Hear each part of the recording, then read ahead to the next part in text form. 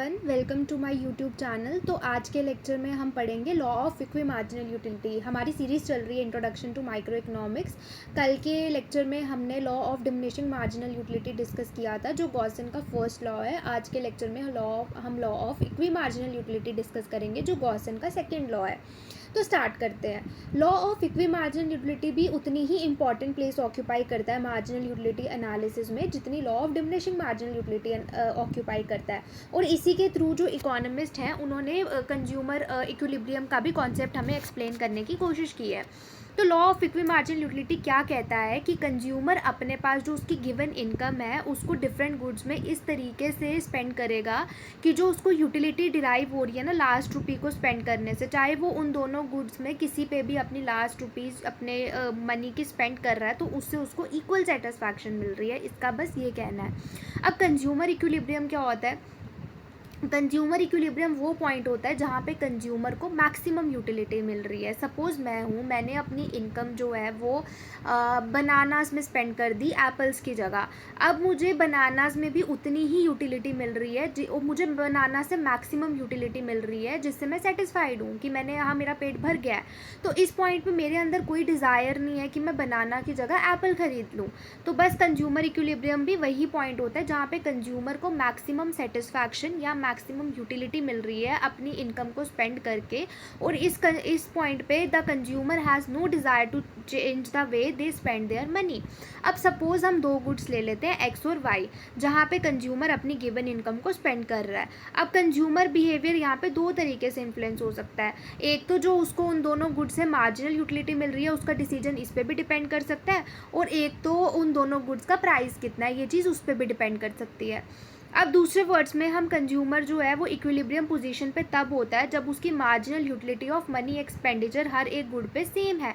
Marginal utility of money expenditure वही है जो मैंने आपको लास्ट लेक्चर में marginal utility of money explain किया था, कि कितनी आपको सेटिस्फैक्शन मिल रही है आपके पास जब ₹1 ऑफ मतलब मनी ज़्यादा आ जाता है।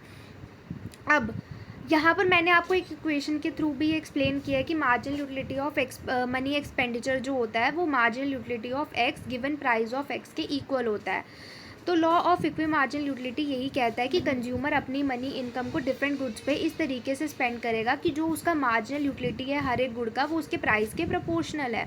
अब यहाँ पर जो मेन इक्वेशन है इसकी लॉ ऑफ इक्विमार्जिनल यूटिलिटी की, वो मैंने यहाँ पे हाईलाइट कर दी है कि MUX चाहे वो एक्स गुड पे स्पेंड कर रहा है, चाहे वो वाई गुड पे स्पेंड कर रहा है, चाहे किसी थर्ड गुड जेड पे भी स्पेंड कर रहा है, फिर भी जो तीनों से उसको मार्जिनल यूटिलिटी मिल रही है वो मार्जिनल यूटिलिटी ऑफ मनी के इक्वल होगी।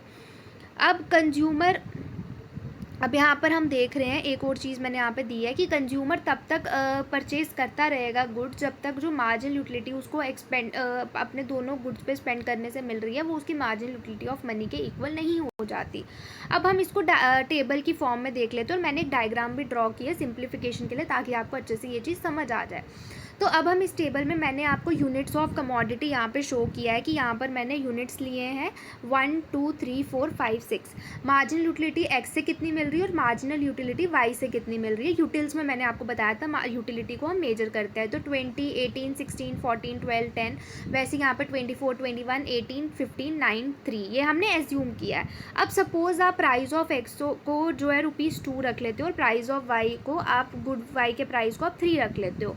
अब मैंने यहाँ पे आपको marginal utility of money expenditure भी शो किया है कि जो अभी हमने समझा था कि जब आप MUX को PX से डिवाइड करते हो और MUY को PY से डिवाइड करते हो, ये marginal utility of money expenditure के इक्वल होना चाहिए। अब क्या है, मैंने यहाँ पे जब अपने मार्जिनल यूटिलिटी ऑफ एक्स यानी कि 20 को जब मैंने 2 से डिवाइड किया तो मेरे पास 10 आ गया। वैसे ही मैं यहाँ पे सबके साथ वो करती जाऊँगी। तो ये मैंने आपको सिर्फ सिंप्लीफिकेशन के लिए शो किया है जो अभी मैंने आपको समझाया।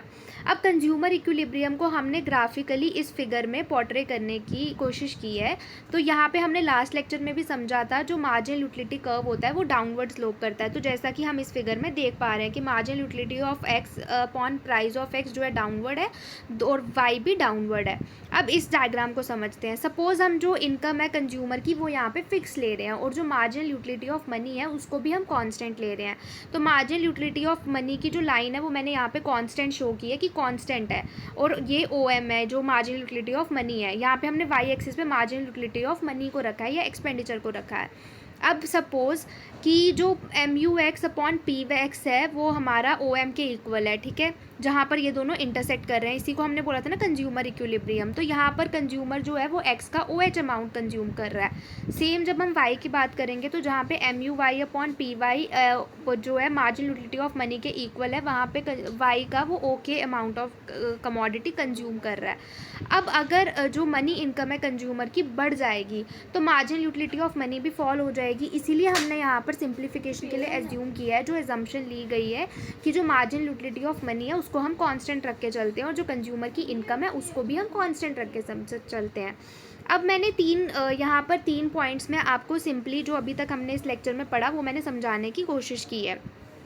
पहला, जो कंज्यूमर है वो इक्विलिब्रियम में कब होता है, जब वो इक्वलाइज करता है वेटेड मार्जिनल यूटिलिटी जितनी उसको सभी गुड से मिल रही है equals to marginal utility of money के। ये इक्वेशन जो मैंने आपको बताई थी सबसे इंपॉर्टेंट इक्वेशन है, इसे नोट डाउन कर लीजिएगा।